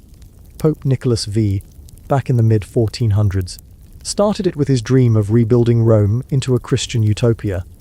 His successors, Sixtus IV, Innocent V, Alexander VI, carry that torch, though with increasingly interesting personal choices. Sixtus IV, for instance, built the Sistine Chapel, a space destined for divine art and scandalous gossip alike. He also appointed several nephews to high office, thus giving the world the term nepotism. Family first, after all. When you pass through the chapel, its ceiling still bare. You hear the whisper of future brushstrokes. Michelangelo's angels waiting in unborn colour. The Renaissance papacy is a strange blend of holiness and hedonism, like a monk with a taste for peacock feathers. You float past banquets where cardinals dine on gilded dishes, sipping wine from the hills of Orvieto. You catch laughter echoing through marble halls as musicians pluck lutes and courtiers recite love poems, not hymns. Rome, it seems, has rediscovered pleasure, and then comes Rodrigo Borgia, or as history knows him, Pope Alexander VI. His election in 1492, yes. The same year Columbus sails west, sends a ripple through Europe. The Borgias are a Spanish family with charm, money, and a talent for survival. Alexander brings with him a brood of ambitious children, Caesar I and Lucrezia, each destined for fame, fortune, and at least 3 conspiracy theories apiece. You drift through his Vatican velvet curtains, tapestries, the faint scent of oranges from the palace gardens. Alexander is charismatic, cunning, and utterly unashamed of being human. He throws festivals that make ancient Rome look modest, complete with fireworks, masquerades, and performances that would make a nun faint, or at least peek through her fingers. One chronicler describes a banquet where courtesans danced for prizes of fine cloth and jewels while the Pope's guests applauded politely. It's the kind of story that may have grown in the telling, but historians still argue whether this banquet of chestnuts actually happened. The Vatican, understandably, prefers not to comment. Yet amid all this decadence, Alexander VI is also shrewd. He strengthens papal lands, brokers peace, when it suits him, and navigates Italy's chaos with ruthless diplomacy. You have to admit, he's a politician who understands branding.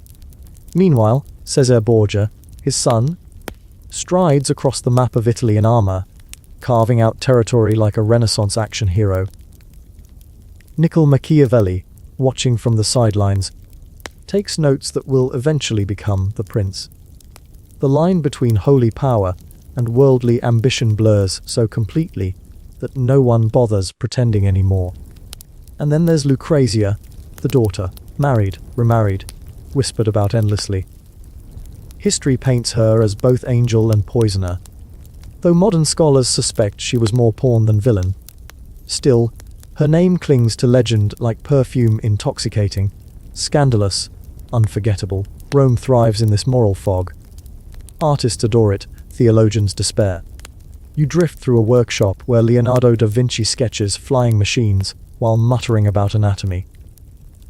Down the street, Raphael mixes pigments, creating Madonnas so serene they almost forgive their patrons. Michelangelo, of course, grumbles eternally. He hates painting ceilings, but somehow produces one of the most breathtaking sights in history. A quirky tidbit floats into your thoughts. During Michelangelo's work on the Sistine Chapel, he painted himself into one of the figures, his own face drooping from the flayed skin held by Saint Bartholomew.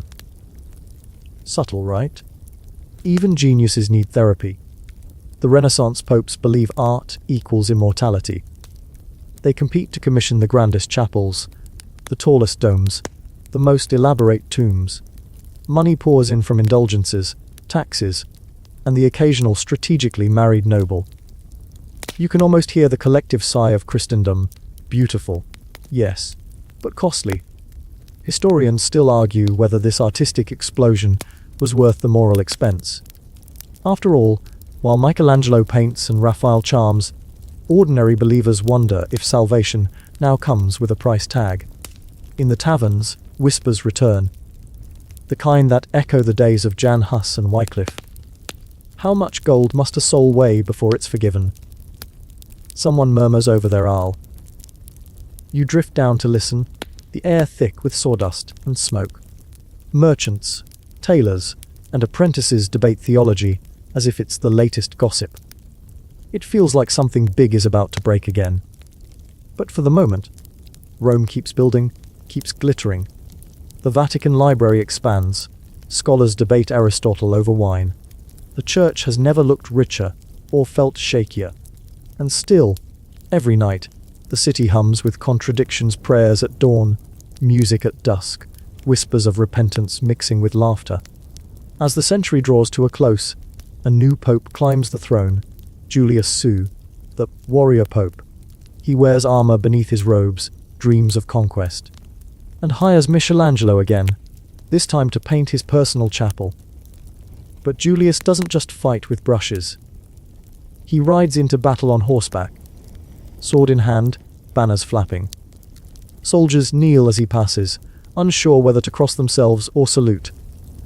The Renaissance has reached its shining, dangerous peak, and as you glide above it all, the domes, the frescoes, the silver-clad clergy, you sense the coming tremor beneath the marble floors.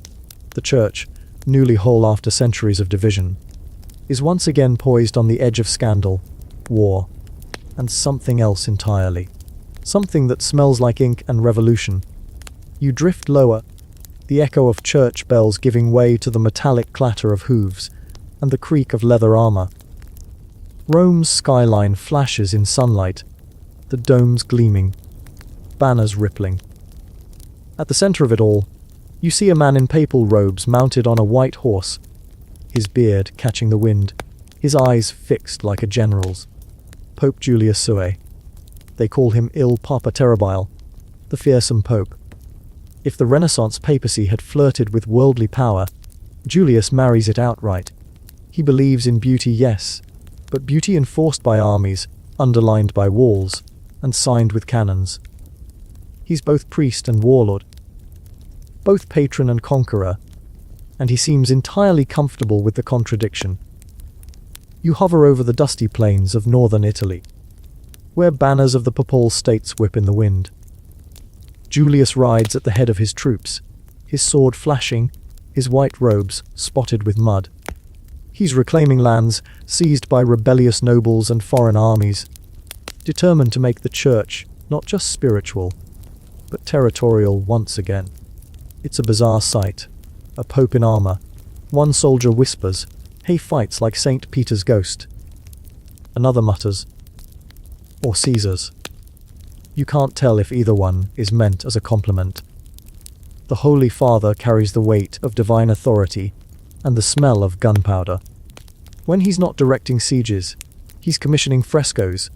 His campaign tent contains maps on one table and sketches from Raphael on another. And yet, amid this mix of sanctity and strategy, there's something magnetic about him. Julius isn't greedy like Alexander VI, nor indulgent like some of his predecessors.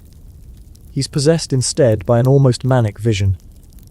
To restore Rome's glory, both earthly and eternal. He tells his generals, "We'll take Bologna by Lent." He tells his artists, "Make the world remember me forever." Both orders are obeyed. In 1508, Julius orders Michelangelo to paint the ceiling of the Sistine Chapel. Michelangelo grumbles. He's a sculptor, not a painter. But no one says no to Julius. You drift above the scaffolding where the artist works, face spattered with paint, muttering prayers that sound suspiciously like insults. Day by day, the ceiling comes alive, prophets, Sibyl's creation itself. The figures twist and breathe, muscle and soul intertwined. When Julius visits, he stands below, arms crossed, pretending to critique, but secretly awed. You imagine him thinking, if the church falls, at least it will fall beautifully. A quirky tidbit floats into your thoughts. During one visit, Julius asks Michelangelo when it will be finished. The artist snaps, "When I can." The Pope fires back, "When I pay you." Some historians doubt the exchange, but it feels too perfect not to believe. Still, Julius's reign isn't all splendor. War drains the treasury. Allies turn traitor. Even the Swiss Guard, his shiny new personal army, can't protect every ambition. He wages battle after battle to secure the Papal States, until Europe itself grows wary of papal armies. Historians still argue whether Julius saved the Church by asserting its power, or doomed it by embodying it too well. After all, when your shepherd charges into war, the sheep start wondering what exactly they're following. You glide into the Vatican gardens where Julius, now older, walks slowly among the orange trees. The armor has grown too heavy, the voice a little softer. He pauses by the rising dome of St. Peter's, his grandest dream, designed by Bramante, funded by indulgences, and destined to become both marvel and controversy. He smiles faintly, already imagining eternity carved in stone. Julius dies in 1513. Rome mourns him with a mixture of awe and relief. But power, as always, never sleeps. His successor, Leo X, inherits not only the papal throne, but also the bill. Leo is a Medici. Yes, one of those Medicis.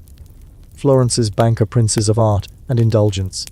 He adores theatre, poetry, and luxury, and his coronation feast famously bankrupts half the papal kitchens. Under Leo, the Renaissance reaches its shimmering, extravagant apex. You drift through banquets where peacocks are served in gold foil, and poets recite odes comparing him to Apollo. Leo laughs easily, blesses artists, and signs indulgences with a flourish. Meanwhile, deep in Germany, a monk begins to frown. Martin Luther, Augustinian scholar and chronic overthinker, is watching this display from afar. He loves his church, at least he wants to. But something in him stirs each time a coin clinks into an indulgence box. The church claims that paying for indulgences reduces one's time in purgatory, effectively turning salvation into a celestial subscription plan. Luther's conscience burns. He writes, he prays, and one autumn night in 1517, he walks to the door of the Wittenberg Castle Church and nails up his 95 Theses, a polite academic debate invitation that detonates like thunder. You can almost hear the nails echo through Rome. At first, Leo X shrugs. "Just another German monk," he says. "Hell, calm down." But the words spread. Translated, copied, printed. Within months, every tavern in Europe is humming with Luther's protest. It's the dawn of the Reformation. and the fault line runs straight under St. Peter's magnificent dome. But you're still with Julius's legacy for a moment longer.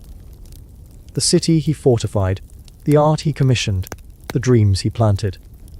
They all stand gleaming, magnificent, and trembling on the edge of change. At night, you hover over the half-finished basilica. Moonlight spills through the scaffolding. The marble glows faintly, like bone under skin. You hear distant voices, the sound of quills scratching, presses clanking, sermons whispering. The storm has not yet hit, but the wind has shifted. Rome doesn't know it yet, but the golden age of popes is about to become an age of fire and ink. Still, in this moment, under the calm silver sky, the city sleeps. Its domes gleaming like promises, its saints painted mid-breath, its pope immortalized in armor and ambition. And you, drifting above it all, can't help thinking how every age seems convinced it has built eternity, right before eternity changes its mind. The bells you heard before now toll differently. Slower, heavier. You drift closer to St. Peter's Square, where pigeons stir lazily across the marble. Rome looks unchanged at first glance, but beneath the calm, the air is charged. You can sense it. The murmur of fear in clerical halls, the flutter of parchments smuggled from Germany, and the creak of presses turning out forbidden words. It's the early 1500s, and Pope Leo X, son of Lorenzo de' Medici, sits on the papal throne like a Renaissance prince with an artist's heart and a banker's appetite. He loves life, laughter, and music, perhaps a bit too much for someone meant to guard eternal souls. Tonight, you wander through the Vatican corridors, your footsteps muffled by tapestries woven with myth and miracle. Behind closed doors, Leo hosts a lavish supper, crystal goblets, roasted swans, lute music drifting through incense smoke. Since God has given us the papacy, he once joked, let us enjoy it. You suspect he wasn't kidding. He's no villain, though. Just a man of his time, when faith and fortune danced hand in hand. But that dance is about to stumble. Outside Italy, the ground quakes with Martin Luther's rebellion. His 95 Theses, posted 3 years earlier, refuse to fade.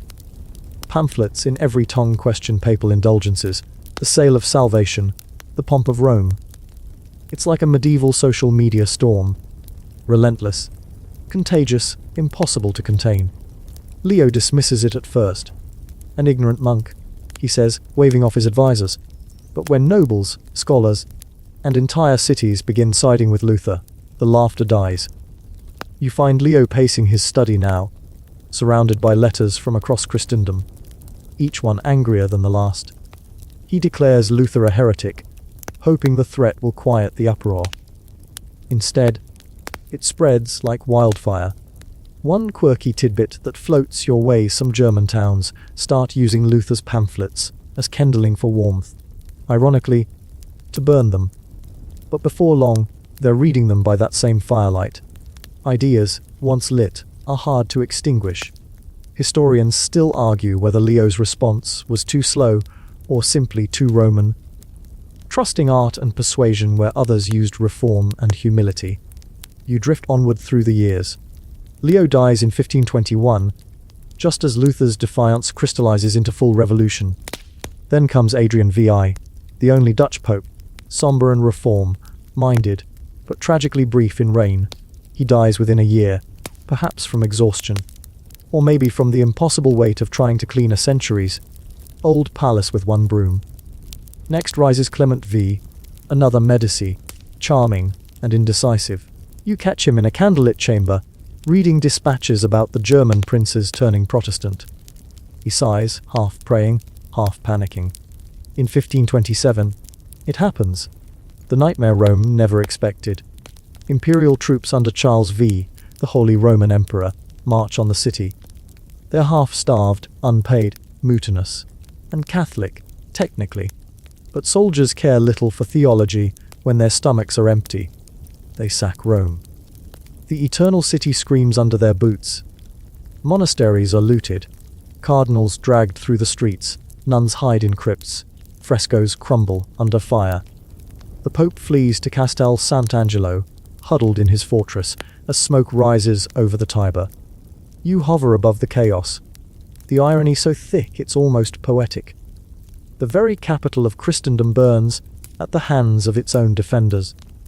A soldier paints "Viva Luther" on a ruined wall. Clement VI weeps behind the ramparts. When the smoke clears months later, the papal aura of untouchable majesty is gone. Rome will rebuild, yes, but something essential has cracked. And yet, out of ashes, beauty insists on returning. You find Michelangelo, older now, summoned again to paint. His brush trembles but still obeys the call. The papal court, once glittering with pleasure, now leans toward awe and penance. Out of guilt, perhaps, comes grandeur. New popes try to mend what centuries of pride have fractured. Paul III, in the 1540s, finally listens to the reformers, not to join them, of course, but to reclaim lost ground. He calls the Council of Trent a massive theological summit meant to answer Protestant accusations and refine Catholic identity. The council drags on for years, debating grace, scripture, and the very meaning of faith. The participants are tired, brilliant, and occasionally petty. You imagine them arguing over Latin clauses while the world outside changes faster than they can write. Still, progress comes. Art becomes spiritual again. New orders, Jesuits, Capuchins, spring up to serve the poor and educate the faithful. The Church, bruised but breathing, begins its slow metamorphosis from Renaissance opulence to counter-Reformation purpose. You drift through a Jesuit classroom where young minds trace Latin prayers, then into a workshop where artists like Caravaggio will soon turn faith into chiaroscuro drama. The Church is rediscovering the power of light and shadow, both literally and morally. Rome itself glows again, but differently this time. Its beauty sharpened by humility, its splendor haunted by memory. One night, as the city sleeps, you hear a faint echo from centuries past. Julius's armor clinking, Borgia laughter fading, whispers of scandal fading into hymns. The papacy is learning, painfully, that sanctity can't be built entirely on marble or gold. Historians still argue whether the Church truly changed after Trent or simply learned to hide its excesses better. You lean toward the former. Maybe not purity, but at least perspective. And in that half-light, you find a strange peace. The popes who sinned and schemed and conquered all left behind cathedrals of contradiction. Testimonies that humans, even in their worst moments, can still crave the divine. You float over St. Peter's once more, now nearly complete, its dome a symbol reborn. The city breathes quietly beneath you, stitched together by memory and marble dust. Far below, a monk lights a candle at a tiny shrine, whispering prayers for forgiveness, for Rome, for Luther, for all who tried to hold heaven with mortal hands. The flame flickers, steady despite the draught, and as the candlelight trembles, you realize this story was never just about scandalous popes. It was about how the sacred always insists on surviving the scandal. You take one last look at Rome, the tired, glittering survivor of its own drama, and you let the wind carry you forward. The air shifts again. Rome lies beneath you, calmer now, its wounds bandaged by centuries, its domes still standing like watchful sentinels. You drift above the Tiber, tracing the ripples as dawn spreads soft gold across the stones. The era of medieval scandal and Renaissance splendor has faded, but the papacy, somehow, endures. You land lightly near the Vatican gardens, where time seems to loop back on itself. The scent of orange blossoms lingers.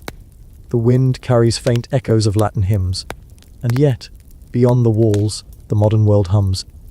A different Rome, still restless, still human. You walk the gravel path, hearing whispers of popes past Alexander's ambition, Julius's armor, Leo's laughter. But now you meet Pope Paul III's successors, the men who try, in their flawed ways, to balance power and piety. Paul IV, stern and uncompromising, founds the Roman Inquisition, determined to root out heresy. You can almost feel the chill of that word, Inquisition, rolling like smoke through Europe. It's not new, but now it's weaponized with bureaucracy and fear. Books are banned. Scholars whisper. Painters hide symbols in plain sight. Yet, irony persists. Even as fear spreads, beauty thrives. Caravaggio paints saints with dirty feet, bringing heaven into taverns. Bernini shapes marble into motion so fluid it feels alive. The papacy sponsors art that makes sinners weep, and skeptics blink in wonder. You stroll into St. Peter's Basilica, now finally complete. The sunlight pours through the dome, a vast, celestial eye. Pilgrims kneel below, clutching rosaries, their prayers rising like murmured rain. You feel something shift in your chest. The centuries of corruption, ambition, and excess don't vanish, but they dissolve a little in this light. One quirky tidbit catches your sleepy imagination when Bernini unveiled his baldachin, that great bronze canopy over St. Peter's tomb. Locals joked it was made from the melted bronze of the ancient Roman Pantheon's roof, literally transforming pagan glory into Christian grandeur. Whether true or not, historians still argue. The papacy of the late 1500s and 1600s walks a thin line between fear and faith. Pope Sixtus V clears streets, builds aqueducts, and lights the city with lanterns, determined to make Rome not just holy but modern. He also erects obelisks, Egyptian relics of old gods now crowned with crosses. You can't help but smirk. Nothing says, "We've moved on," quite like recycling someone else's deity. Through the following centuries, popes shift from kings to caretakers. Power wanes, then reasserts itself in subtler ways. The Reformation has split Europe. Empires rise, Enlightenment thinkers scoff, revolutions roar. Yet, the papal throne remains. A candle in the wind, flickering but never snuffed out. You drift through time, glimpsing moments like floating lanterns. Pope Urban VI, scandalously proud, clashes with Galileo, ordering him to recant his view that Earth moves around the sun.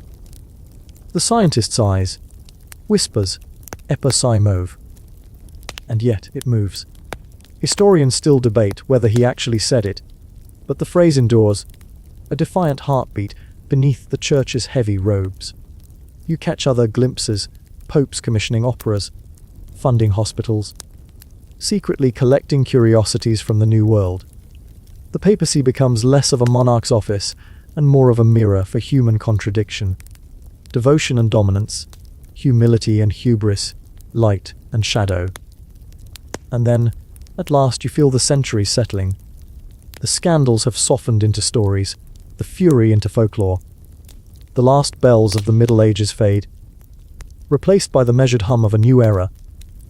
You stand now before the Vatican at twilight, where modern tourists shuffle across cobblestones that once soaked up the steps of kings, cardinals, and heretics alike. It's quieter than you expect. You realize that history never truly ends. It only naps for a while. The popes you've met, greedy, brave, foolish, brilliant, all shared something in common. They were impossibly human in jobs that demanded they act divine. You can almost forgive them, can't you? The ones who sinned while trying to save souls, who built beauty to mask doubt, who ruled and prayed, and sometimes forgot which they were doing. The wind picks up again. You follow it past the fountains, over the square, past the whispering statues. You're tired now. Your eyes flutter. But before you drift off, one last thought stirs. Maybe history isn't boring at all. Maybe it's just a long lullaby for restless minds. One scandal, one miracle, one laugh at a time. And somewhere, deep inside the Vatican archives, an archivist yawns over a parchment, still trying to make sense of it all. The candles burn low. Rome sighs in its sleep. You linger a little longer, watching, listening, breathing with the city that refused to die. The marble cools. The sky softens. Everything slows. Everything fades. Wind down 300 words, you feel your breathing match the rhythm of the bells again, steady and soft. The stories of popes and painters, of scandal and salvation, now blur together like watercolor in twilight. You can almost see their faces, some proud, some wary, some quietly ashamed, and realize how much they resemble your own reflection. The city beneath you glows faintly, as if wrapped in sleep. You imagine the distant murmur of prayers drifting upward, blending with the hush of wind through olive trees. Even the stones seem to exhale, their weightless centuries finally resting. If your thoughts wander, let them. There's no need to hold on to any of this. No need to judge or remember. The voices fade, the footsteps slow, and the world shrinks into silence. You are floating now, suspended in that easy space between waking and dreaming. The kind of quiet where history itself nods off beside you. Maybe, somewhere in another time, a monk is still copying words by candlelight. Maybe Michelangelo is still climbing his scaffold. Maybe Julius still rides in armor through mist. But here, in this moment, everything stops. The last bell tolls, the city sleeps, and you, breathing slower, eyes heavier, follow it into the dark, into the calm, into the hush that waits beyond stories. Good night, traveler. Rest easy. You've survived the scandalous popes, the wars, the beauty, the madness, and now you can finally close your eyes. Sweet dreams.